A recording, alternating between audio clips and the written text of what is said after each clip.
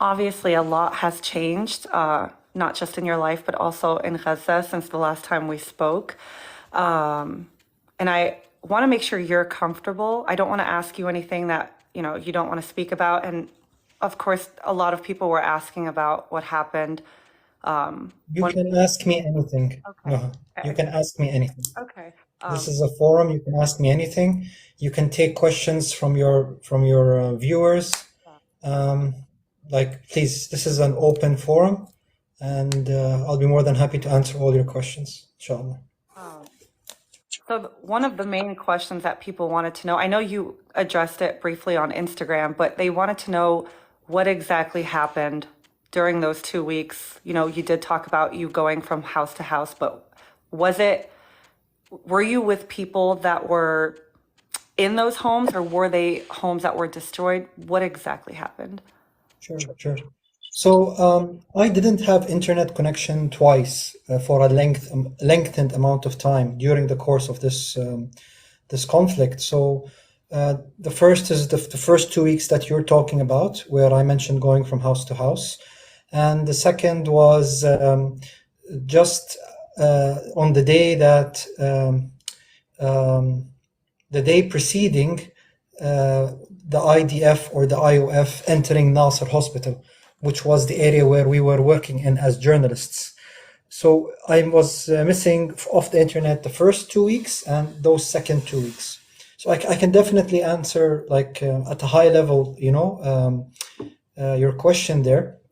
So in the first time, what happened was we were going to see Tent City, basically. It was one of the projects that we were working on, and we had people sponsoring different tents, and we wanted to check on the progress.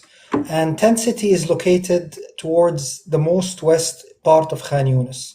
So just outside of Mawasi, just at the borders of Khan Yunis, beside a location called Al-Qadisiyah. Al-Qadisiyah. Now, that location, Al-Qadisiyah, during that morning, when we went to see Tent City to check on the progress of the work there, we had 30 tents. We were expecting to build another 70 in that location, Tent City in the west. We were surprised to see that the IDF has encircled Khan Yunis 180 to 270 degrees, coming from the east to the south, to the west, to the north. So when they encircled us from the west, they took over Al-Qadisiyah. Al-Qadisiyah is adjacent to Tent City. And this happened very quick. They moved like several battalions over the dawn. And while we were walking there and going on donkey carts to that location, we felt there was something wrong. But only when we saw people evacuating that area towards the south, towards the east, and seeing the drones and seeing the, hearing gunshots, hearing tank shots, hearing the battleship from the sea shooting the people, then we realized, okay, there's something wrong.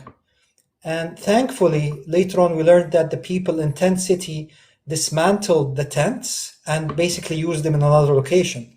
So alhamdulillah, it wasn't gone to waste. But what happened for us is that we were now a few kilometers away from Nasser Hospital, and my laptop, my phone, etc. are all located there. I can't take them with me because if you take them with you, you're basically a moving target, even if you switch off your phone, right? They have the technology, the ability to locate you. So we basically had to escape from the main road into one of the suburbs. And we basically spent time from house to house over the next course of the few days, trying to make our way back to Nasser Hospital. And most of these houses were empty. But many people leave their windows open, their doors open. So we were able to make ourselves at home. And we always try to, if we, let's say, have some food at a house, leave some cash behind just to thank the people. After that, leave them a note saying, we slept in your house during that day. Our apologies for that. And so So that's what happened in the first time I was missing. Yeah. Do you want me to go into more detail about that time? Do you have I do you want do I you, know do you have any questions about that there time? were Do definitely your some. viewers have a question about that time? I'm sure a lot of people, there were people asking because I'm sure you saw the rumors about the green screen. I mean, you went live to talk about those rumors, and people thinking you weren't really back. I didn't go through the comments, but Yeah. let's see. Yeah, let's address the green screen. And before that, so when I came back, it took a while, like it took a couple of days for me to catch up on social media. My team did a great job of helping me understand where things were. But one of the rumors were that Mansour was captured by the IDF. And I would rather die than even take a 1% chance of being captured by the IDF. So people who know Mansour, like physically, like on the ground, know that he would never even take a chance to be captured by them. It's humiliating, it's disgraceful, and it's a sign of weakness. So Alhamdulillah, no, I was not captured by the IDF at any time over the course of the last 4 to 5 months. Because that's a question that the Canadian government asked me when I left to Egypt. They said, we only have one question to you. Were you captured by the Israeli forces or not? Because when we asked them, they didn't come back to us, and we just want to make sure that they aren't lying to us. So I told them, yes, they weren't lying to you at this moment. They were saying the truth. Yeah. So They were that's involved. just one rumor that I think needs to be addressed very openly. Yeah. Green screen. Okay, so I did the first video. Basically, I was holding the phone with my hand, and Nasser Hospital was behind me, and I was just for 5 minutes talking a little bit about what brought me to Gaza, what are we working on, what we went through, what are our next steps, etc. And I basically recorded the video, and then I uploaded it. I sent it to my team, and then I was surprised to see some comments about the green screen. But I was like, it's okay, it's normal. People are skeptical because I've been away for 2 weeks, right? So this is normal. So I just said to myself, look, this is the internet. Internet always has people living off rumors as well, right? Good people, not people who just want to cause, So let's just continue the work we were doing before, right? So after that, my team asked me to make a video or a voice message, sending a message to Justin Trudeau and the Canadian government, because I didn't know at that time, but it seems that my case reached the highest levels of the Canadian government, the parliament. He was asked directly questions about me, and he said, we're working on it. The foreign minister was working on it. So they asked me, just from a PR perspective, and there's a saying in Arabic, "Man la yashkuru an-nas la yashkuru Allah," that whoever doesn't thank the people doesn't thank Allah subhanahu wa ta'ala. So yes, I know that they're doing a pretty bad job when it comes to the Gaza genocide, and inshallah, if I come to Canada soon for a visit, I'll definitely try to visit them and talk in person about that. But for my personal case, I just had to thank him, thank my wife, my mother, thank all of you for standing by me for those 2 weeks, and basically talk about how Canada's history is about. It was all about peacemaking, right? So for them to be a part of a side of a conflict where the aggressor is very clear, even by the standards of the United Nations, was a little bit dismaying. So we wrote this, and I talked about it openly as the second video following my first video. And then I learned from my team that people were even more skeptical because I didn't appear on video this time. I appeared on voice message, and maybe they thought AI worked on it. So I was like, okay, let's continue the work. Let's see where things go. Let's go back to, alhamdulillah, the donations work and the projects on the ground are constantly working, right? Even when I was away, they continually worked. So I said, okay, let me appear on a video where I give out cash donations. Maybe then they'll understand that, okay, Mansour is physically in Nasser Hospital. He's meeting people. He's still in control of the projects that are on the ground. So let's do that. I don't want to address the rumors. I want to try to be proactive and show that work is happening on the ground.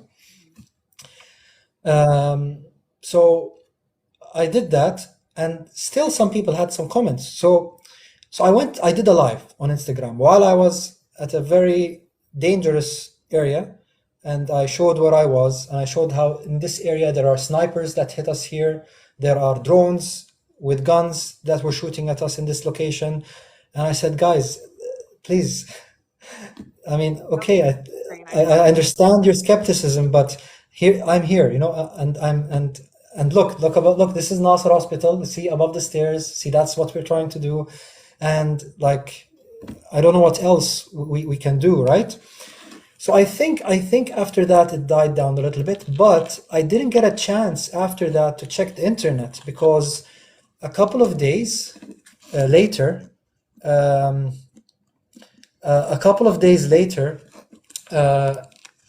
there were 2 martyrs and 6 injured on the stairs of Nasser Hospital. So where we were basically accessing eSIM internet. Yes, guys, I really yeah. I'm gonna definitely answer your questions, but let me just answer, sister, like give you basic and just addressing especially those 2 occasions, and then definitely we can continue. So there were 2 martyrs and 6 injured as a result of 2 shootings by drones on people on 2 different locations of stairs in Nasser Hospital. So since then, we were advised not to go to those locations. So basically, we had no more internet. I had no more access to the outside world. Yeah. And being in Nasser Hospital, we thought it was a safe zone. We thought it was a safe area, right? And we had like 4 different schools around us, all with directors, right? Of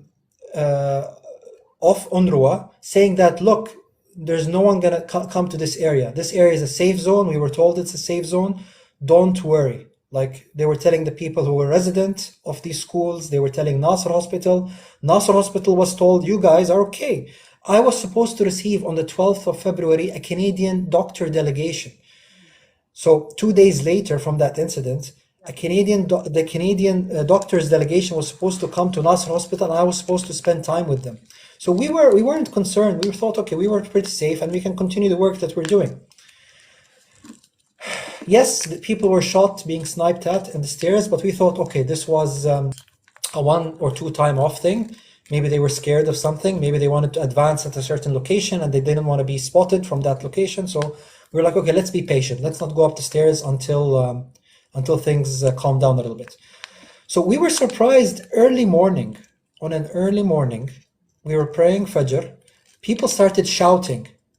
They're bulldozing the front main doors of Nasser Hospital, bulldozing it. So they had tanks coming in, and they had bulldozers over 2 meters high, they're called D19, that were basically bulldozing the front entrance of Nasser Hospital. And people were frantic because they were doing that. They were also attacking the schools around us, and everyone was like a civilian in those areas, and no one knew what to do. So for me personally, like I said, I will not put myself in a situation where I'm gonna get caught. No way. So what I did was I basically jumped above the side wall of the hospital. And even though there was a sniper there, I was able to escape with 5 other people from Nasser Hospital across the side wall, evading those sniper shots and going into one of the homes. We didn't know what to do. We thought, okay, we need to wait it out until the IDF or IOF leaves Nasser Hospital. We thought, okay, maybe they were coming in because they got some intelligence that there was someone there that they wanted to catch or something. So it's going to take a day or 2. Because again, I was thinking that the Canadian delegation is coming and that they wouldn't have been told that they're coming to Nasser Hospital unless there was some kind of WHO and IDF and Egyptian like accommodation for this, right? I'm like, guys, let's just wait for a couple of days. I'm sure things will be okay. We're safe here. But we were wrong. We were wrong. They spent over 2 weeks there. And what was happening during that time as well is that they were F-16 bombing every single home in Khan Yunis. And they were going through it neighborhood by neighborhood, neighborhood by neighborhood. Right now, if you go to Khan Yunis, if you stand at the most east part of Khan Yunis, you will see the most west part. There are no more buildings. The only building there is Nasser Hospital. Other than that, all civilian homes are on the floor. Gaza schools are damaged. Homes, there are no more homes, no more neighborhoods. There was a rumor that Mansour was under the rubble. Okay, this rumor is not true. We basically hid in one of the houses that we hid in. We hid in partially hidden homes, because if you hide in a home that's already up and standing, this means that there's a possibility that they will bomb that home. So you need to hide in homes, okay, stay away in homes that have been partially hit, but have certain rooms that you can still live in, protect yourself in, and if possible, a bathroom. It doesn't even to be running, like a place you can go to your bathroom. So that's what we were doing. And every time they were advancing into a neighborhood, we were running into another neighborhood and trying to find another secure location. And like I said, our home was Nasser Hospital, and that home basically was taken over by the IDF for over 2 weeks. And we were also cut off the news, so we weren't really sure what was happening. So that's what happened during those second 2 weeks. And during those 2 weeks as well, because of the rush of leaving Nasser Hospital, and because it's not safe to do so, I left my mobile phone, I left my laptop, I left all my clothes, my university certificates, my like everything. Everything was left in Nasser Hospital. And I just left with a small bag. That's it. That was the second. And sorry? That The was second time. Yeah, okay. The second time. And later on, when they left Nasser Hospital and we went back there, I found out that I lost everything. Like I didn't have anything anymore.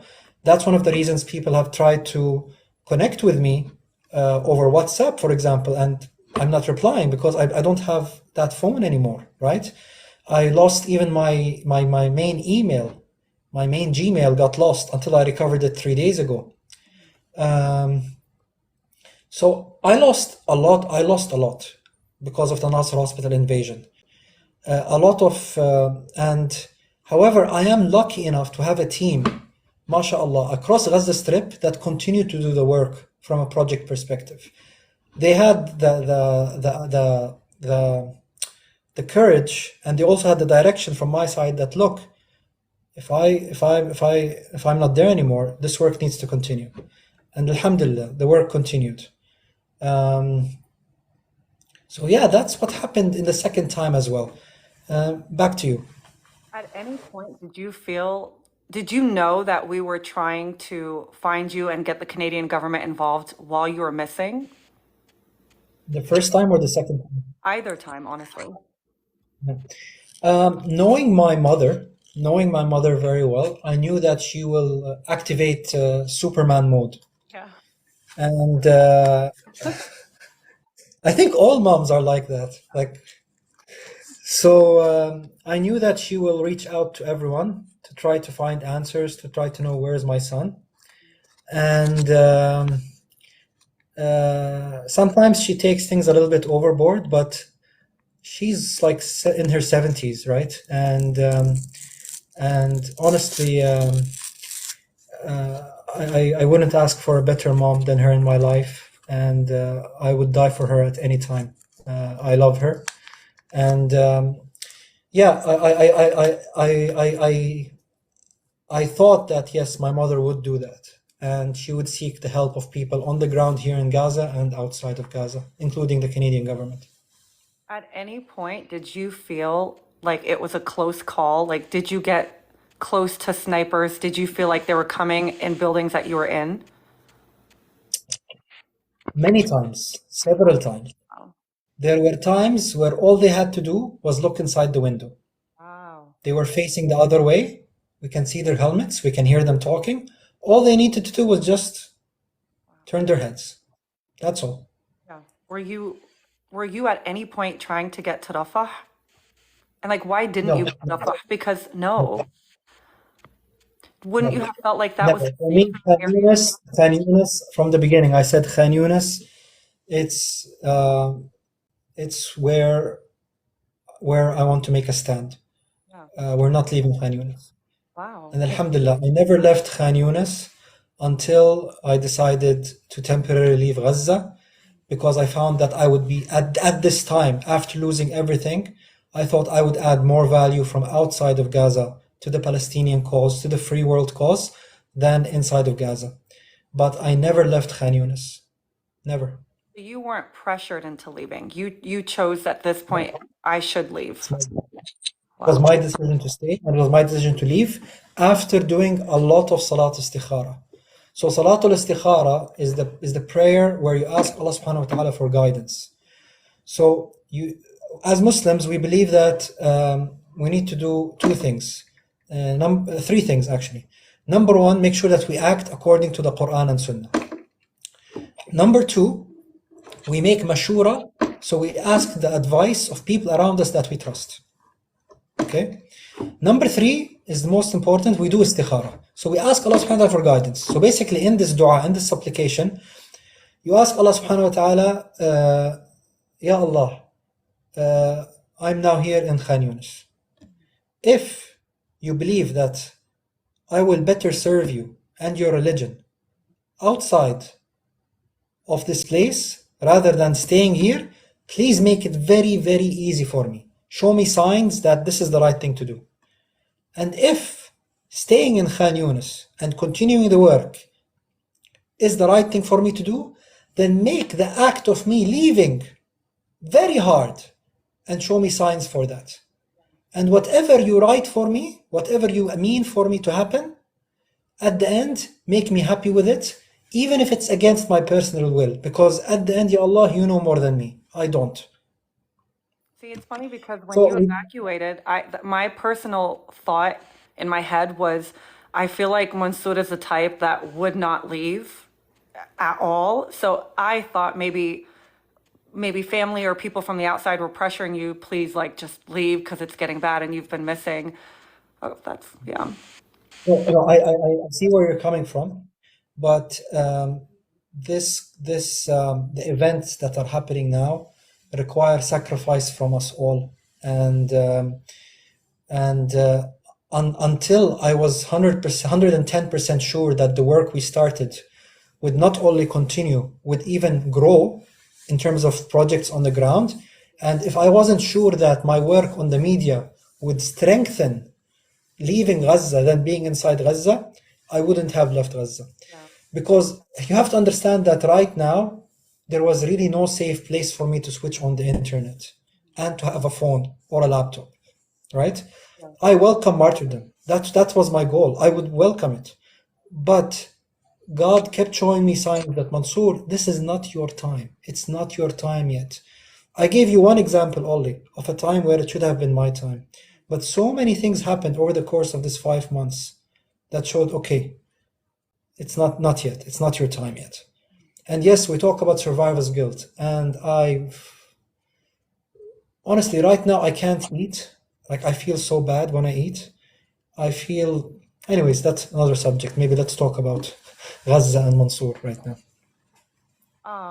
What were you the only one that left, and was it easy for you to get out? Or because I know, again, we've talked about the GoFundMe's and the waiting list. How hard was it for you to get out? So I could have left Gaza in November the 7th. Right. I have a Canadian passport, and the Canadian government got approval for me, my wife, and my children to leave Gaza on November the 7th of last year. And I only left on February the 27th. February the 27th, so 3 months and 20 days later. One of the funny things that happened is that before I left, before this conflict started, I got a job offer from a Big Four consulting firm here in Qatar. And I was supposed to join them towards the middle of October. And subhanAllah, then the war started. And then I saw, the need to, for English-speaking corresponders here. And I kept basically asking them to postpone that offer. And they kept doing that for 6 months until, subhanAllah, I left Gaza and I gave them a call when I arrived to Egypt. I'm like, guys, I'm available if you guys still want me. And they did send me a revised offer and I started the job here. Sorry, I'm getting some kind of emojis that are. Oh, yeah, yeah. Thank you, whoever sent that. So I'm now in Qatar and I started a job in consulting, which is my expertise. And I'm right now staying in an accommodation that they provided for me temporarily until I find a permanent home. So yeah, back to your question. So my name was already on the approval list to leave, but it was a very old approval list. So once I did the istikhara and I saw that things were leaning towards me leaving Gaza, I contacted the Canadian consulate in Ramallah in Palestine, and I told them, "Hey, this is Mansour. I think it's time for me to leave." And they're like, "Are you sure? Because we've been sending you messages for the last 4 months, and you kept on telling us, no, not yet, no, not yet, no, not yet." They were so happy. Like, "Are you 100% sure? Like, are you like certain? Is this Mansour? Wait, is this Mansour? Is this really Mansour?" So I'm like, "Yes, it's Mansour, and yes, I'm asking you for accommodation to leave Gaza at this time." So they said, "Okay, we're so happy. Tomorrow, you can leave tomorrow. Tomorrow we'll send Canadian representatives to Gaza, to the Rafah border, and we'll make sure that it gets facilitated that you leave." And I thought to myself, wow, that's another sign that things are towards me leaving, because they could have easily said, "You know what, Mansour? No, no, no, no. You've been there for 4 months. We don't know what you've been doing. We need to consult back with the Israelis and then come back to you." You know what I mean? They could have said that, right? They could have said, "Okay, we need a week," for example, right? Guys, if you missed the beginning, inshallah, Nuha and I will both download the video and upload it, inshallah, for you to watch it, inshallah. So yeah, I basically next day went to the border, and things were very, very smooth. Within a few hours, I was across, alhamdulillah. I also took a selfie video with the Canadian representatives there, and I thanked them all for their time and their effort and their support. There was another Canadian family as well that left with me, and Egypt gave us only 72 hours.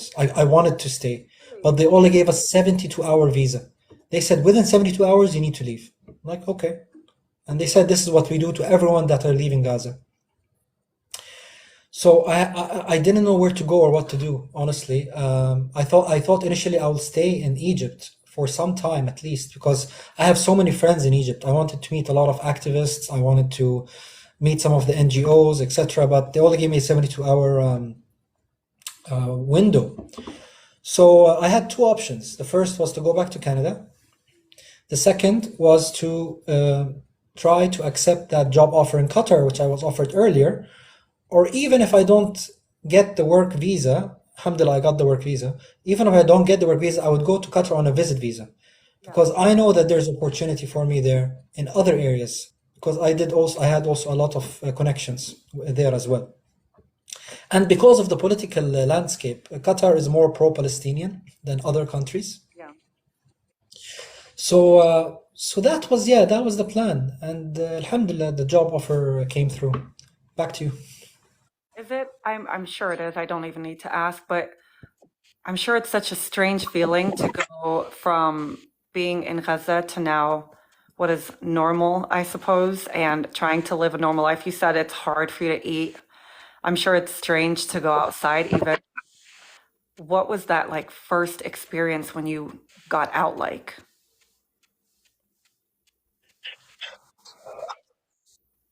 It's a tough question.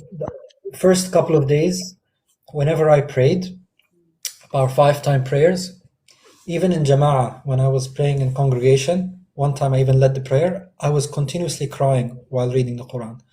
I don't know why, just crying, Yeah. crying.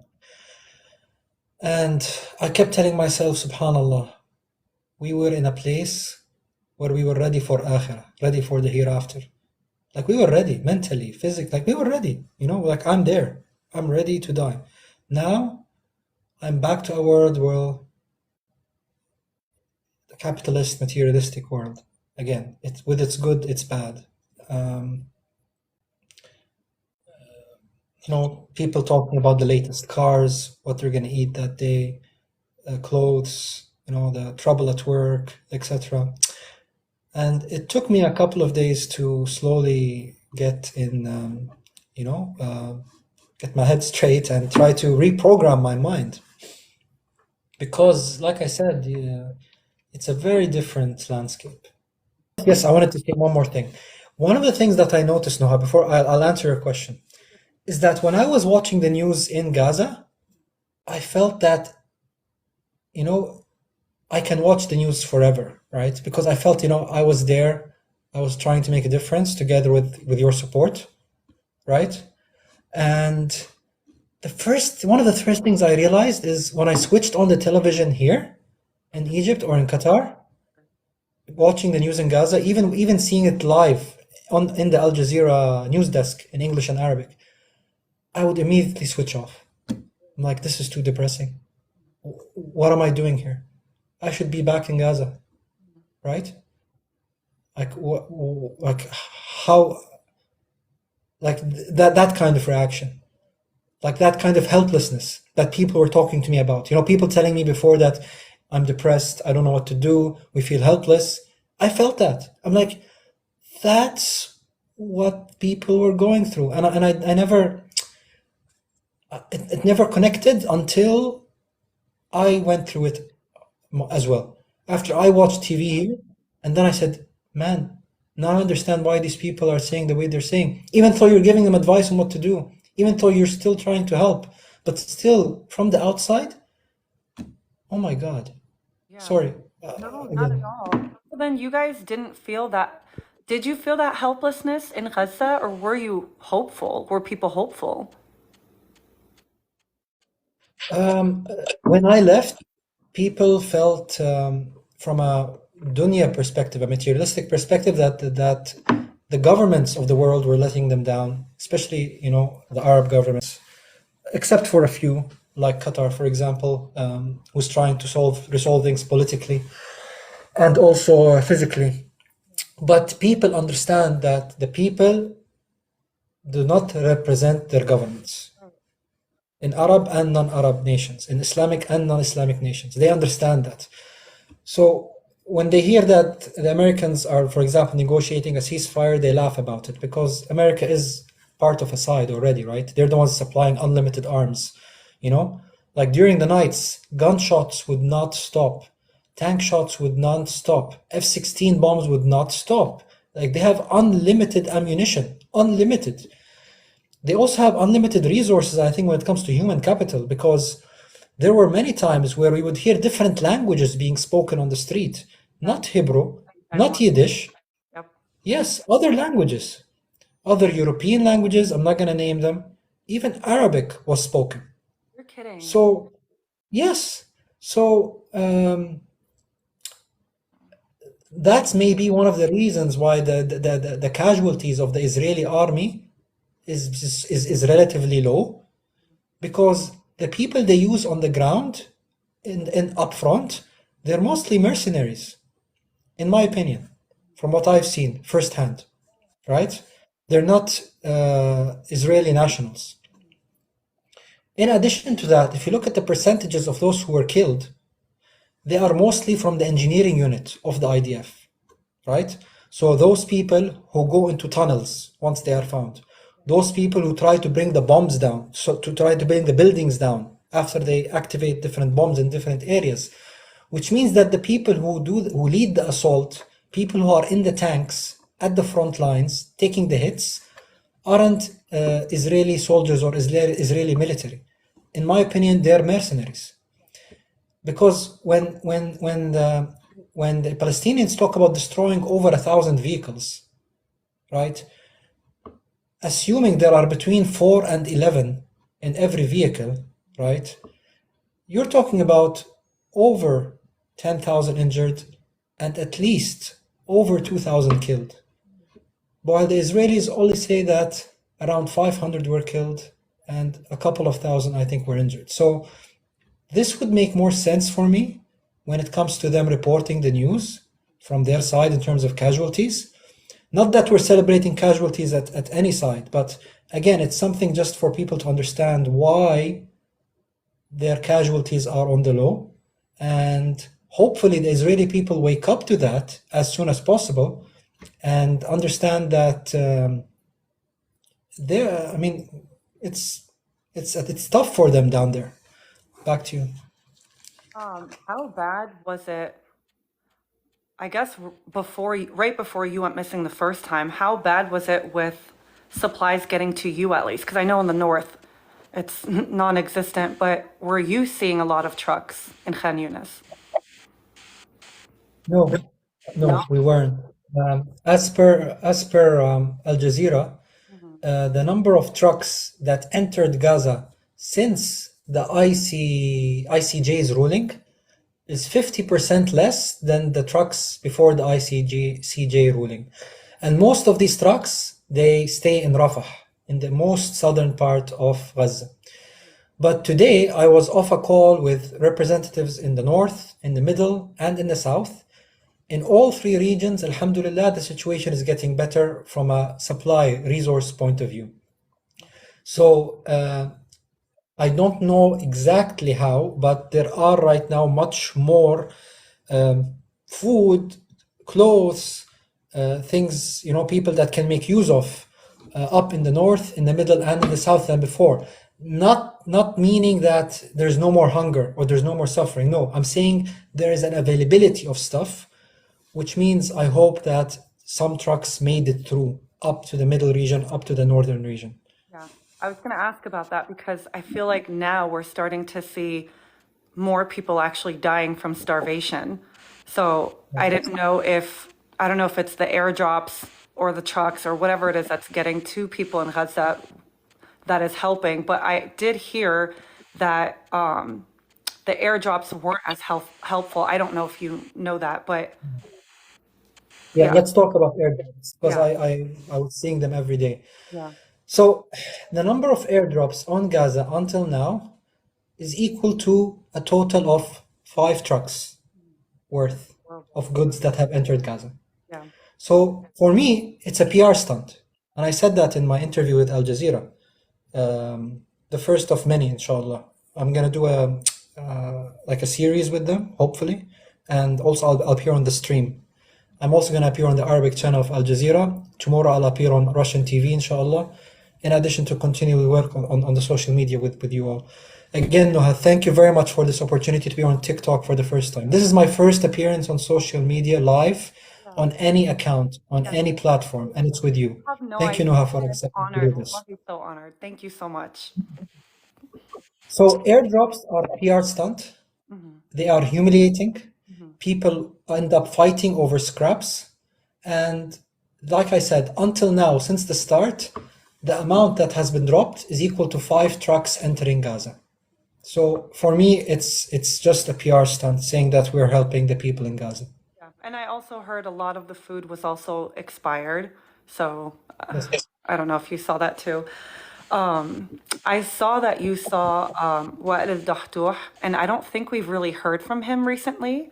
I don't know if you can speak on how he's doing, whether mentally, physically, surgery-wise. Yeah. He allowed me to talk on his behalf. Okay. Brother Wa'il or Uncle Wa'il is currently focused on recovering. Okay. His right arm, the main nerve feeding into the arm, has been damaged severely. So he's trying to focus on ensuring that his right arm is working now. He hasn't even gone to the Al Jazeera, sorry. A lot of people in the Al Jazeera studios even haven't seen him. He's mostly been going between the hotel and the hospital, getting treatment. Yeah. So please pray for him to get better, inshallah, soon. Inshallah. So someone is asking, several questions. Did you see US soldiers on the ground? I did not see US soldiers on the ground. They might be there, but I didn't see them. Yeah. Well, I But wouldn't. they officially are saying that they support the Israelis openly and they have logistics support and all the ammunition is from them. So yes, I may not have seen them physically, but that doesn't mean they're not there. Did Trudeau ever reach out? No, Trudeau never reached out. Any updates on Sister Bisan? Okay, Bisan and I lived in Nasser Hospital for 4 months plus. Our tents were adjacent to each other. MashaAllah, she's doing a great job. I think all journalists complete each other. All social media ministers complete each other. Each one of us plays the role in a different way. And mashallah, she has a lot of support on the ground and on the outside. So a lot of people sometimes they contact me and are like, Mansour, please make sure Bisan is okay. Make sure Bisan is okay. So one time I was standing beside her and I'm like, Bisan. She's like, yeah. Like, Bisan, are you okay?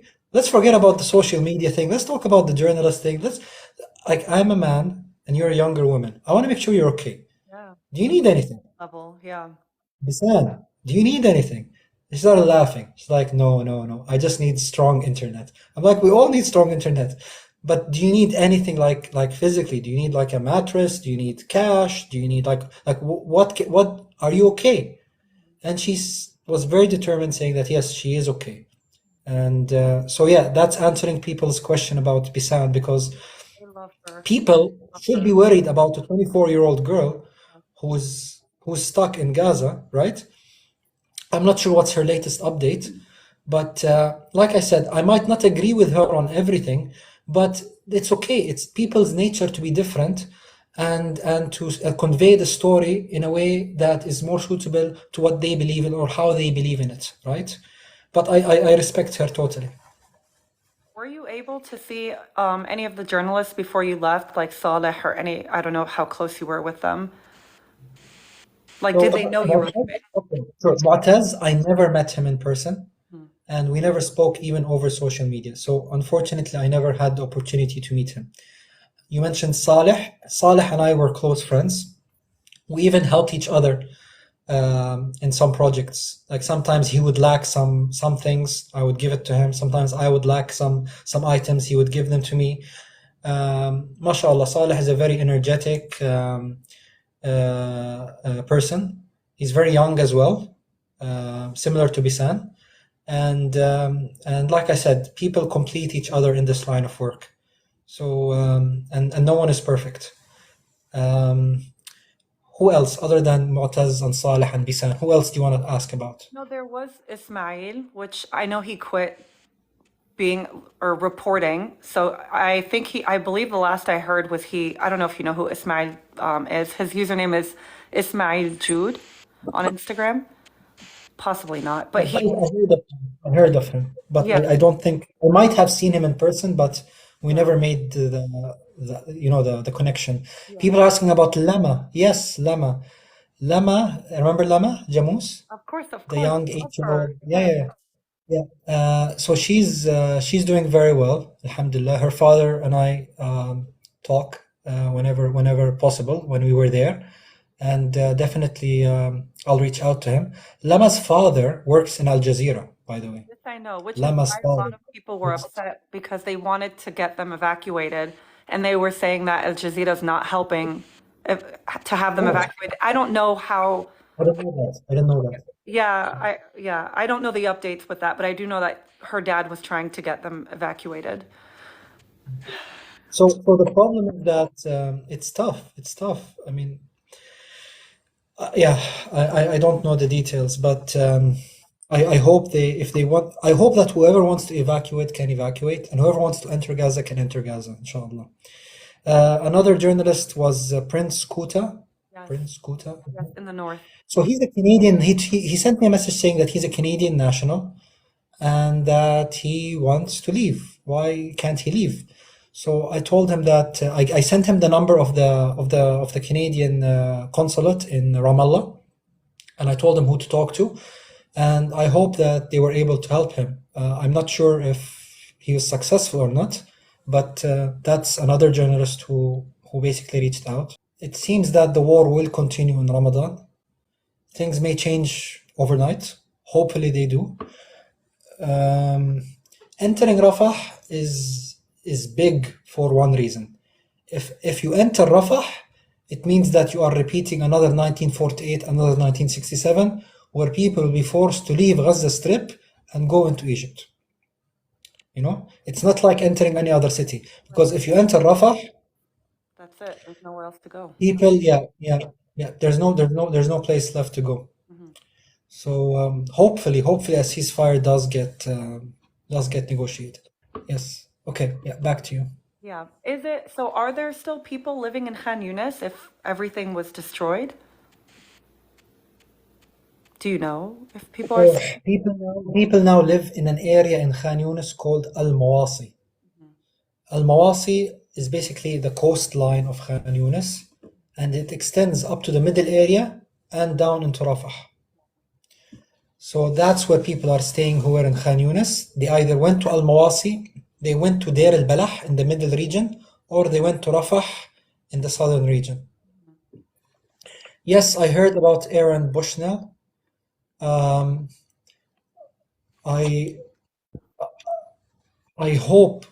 really hope that before he did what he did, I could have spoken to him, or anyone have spoken to him about what he was about to do.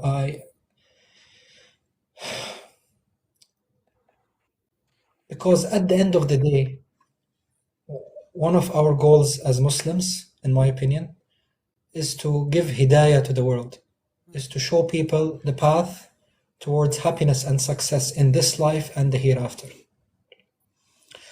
And he left a legacy. And what he did definitely is going to be part of Palestinian heritage and Palestinian history. And but I really wished I could have asked him to read a copy of the Quran before he did what he did. May Allah subhanahu wa ta'ala take him with his mercy and treat him that way.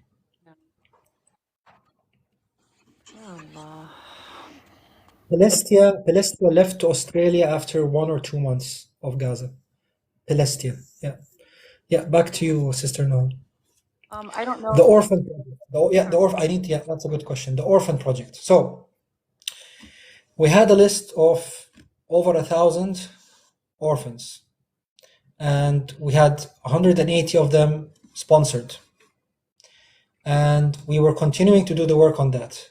But at that time, they officially cut the internet until now, and we had to rely on the eSIMs and to climb to dangerous locations to contact people, etc. And after that, we had the 2-week incident where I escaped Nasser Hospital in the second, and the first I was trapped because of what happened in the West. And a lot of the orphan families who we wanted to give the aid to were not in their locations anymore. And there is no way to get in contact with them over the phone, because in order to get a phone connection, you had to be in certain locations. So the Orphan project right now, if you had sent money to the bank account and we didn't still deliver it to the orphan family, rest assured that your $100 or $150 are there. They are named, they are connected to that orphan family, and we will ensure that it reaches them as soon as possible once we are able to get a hold of them. However, right now, the Orphan project is on hold because of the logistics, because we cannot arrange delivery, because the banks are still closed. We're paying from our own pockets to these orphans, okay? And they deserve even more than that, but we're trying our best. So Orphan project is now on hold. If you had already sent the money, at the soonest possible, we will ensure that we give them the money that you owe them right now. But for now, moving forward, the project is on hold until a ceasefire happens, until the banks reopen, until we're able to connect with these people again. Back to you. I did see so many people asking questions. Are you still accepting donations? There is a GoFundMe link that has been created only for TikTok and Instagram users who would like to donate small amounts. This account, this GoFundMe, is still active, and is the source of many of the projects which we are uploading every day. We are now uploading at least 2 videos every day of the work that we are doing on the ground in Gaza. If you wish to donate, please use the GoFundMe link in my bio, either on TikTok or Instagram. Another question about, yeah, if you have any questions. Someone wants to know genuinely, how are you doing? And how does it feel to be with your family again?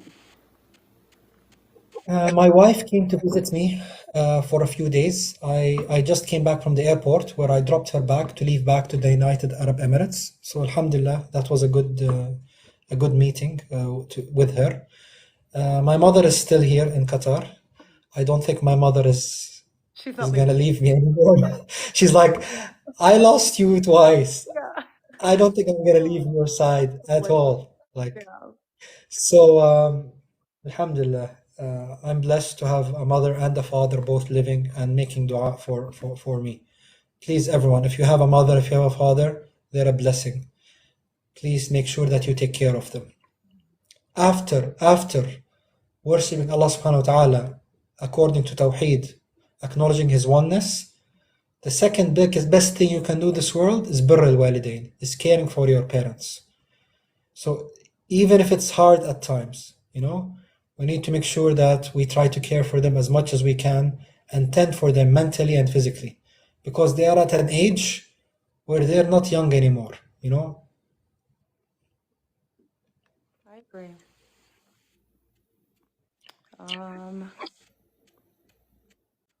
Okay, you're asking about grandfather Khalid. I never, unfortunately, met him in person or spoke to him. I would love to, inshallah.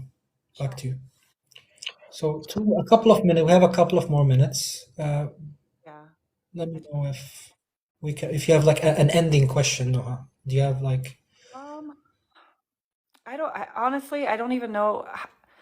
I feel like it's, what can we say? How do we continue to let Palestinians know that we're here, we're not going anywhere? Sometimes I feel like the momentum dies, but then it's like it gets picked back up, but we're not stopping. And I hope they know that. And I suppose what can we do? I hate that question, but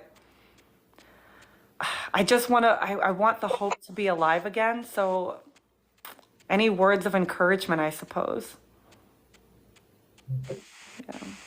So let's just repeat the things that I think we can all do, even if we're not physically there in Gaza. Number one, we need to learn more about what Zionism is, the history of the Palestinian-Israeli conflict, and learn more about Islam. Because if you learn about these 3 things, you will be part of this,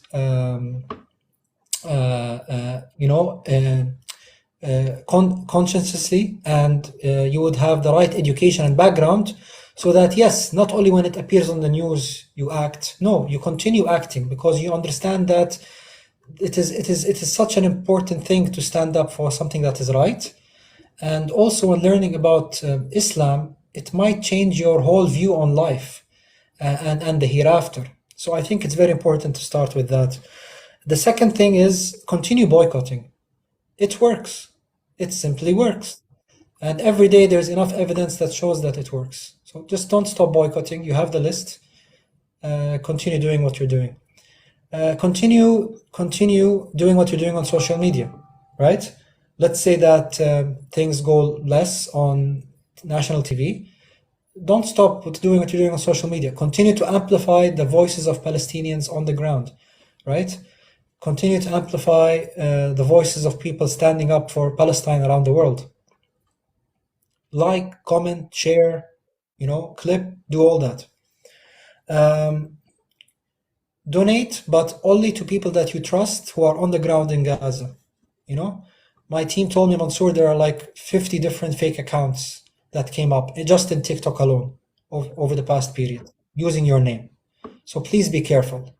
Donate to people on the ground that you trust, even if it's not Mansour.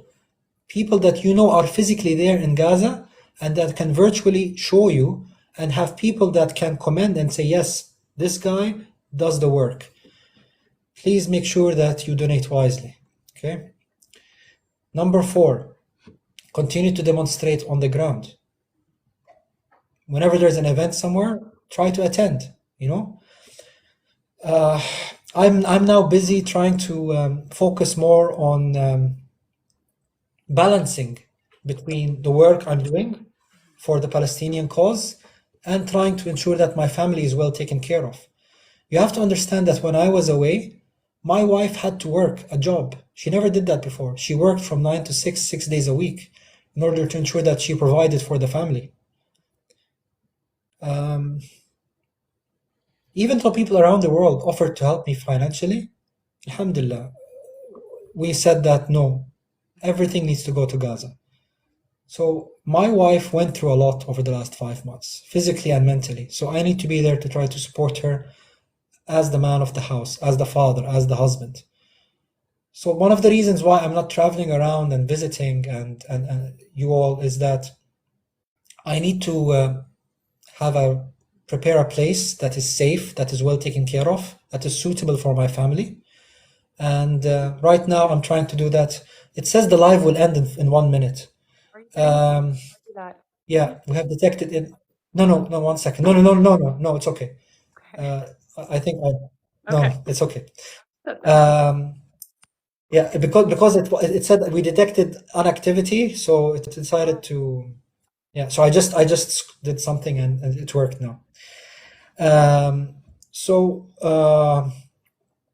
alhamdulillah, I am gonna come to some live events around the world. And however, I'm gonna focus more on doing online screening, appearing on different national TV stations. A lot of time and effort goes into running the projects on the ground in Gaza in different areas. I've met a lot of people personally here in Doha recently. Some people who knew me on the streets and some people who invited me to their homes, thankfully. And it's a blessing, alhamdulillah. So yes, number 4 is to continue to demonstrate and appear in these big events in order to ensure the general public, to show the politicians that, you know, we haven't forgotten. We know that Gaza is still important. Number 5 is lobby your politicians. MashaAllah, you have the elections in the US, and I really don't know if I was an American what I'll do, honestly. Yeah. I mean, it's like I know. like what I have no answer. I am sorry, everyone. I cannot tell you what to do in America right now. I don't know if you have to go. I do. I want to say I feel so honored. I don't even want to make this about that, but the fact that you even wanted to go live with me, I can't tell you how much I have prayed for you, especially when we thought you were missing or under the rubble or whatever it was. I'm so thankful that you are safe. Alhamdulillah, you're with your family, you're out. I know you want to be back there, but inshallah, in due time, you will be able to go back. And inshallah, we all get to go and help rebuild Gaza. But I can't tell you enough how thankful I am that you are here with us and that we can speak to you. And wallahi, I feel like Allah is watching over you because of how much people pray for you. I really do. Alhamdulillah, Rabbil Alameen. Jazakumullah khair. May Allah accept your dua always. I mean, so apologies to those who missed the interview from the beginning. However, Sister Nuha and myself will both upload this interview here on TikTok and maybe on other platforms as well for you to see it, inshallah. This is again my first ever social media live appearance since I left Gaza. So a lot of information has been shared here that you are privy to that wasn't shared earlier.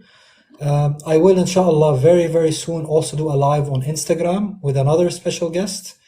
But Nuha was our number 1 fan here, and we want to thank her for accepting to join us on this live here and to help us get the message across to all of you. Thank you, Nuha. Thank you so much. I will be checking in. Thank you. Okay. Thank you, everyone. Thank you very much, everyone. I'll talk to you Assalamu soon. alaikum. Alaikum salam. Thank you.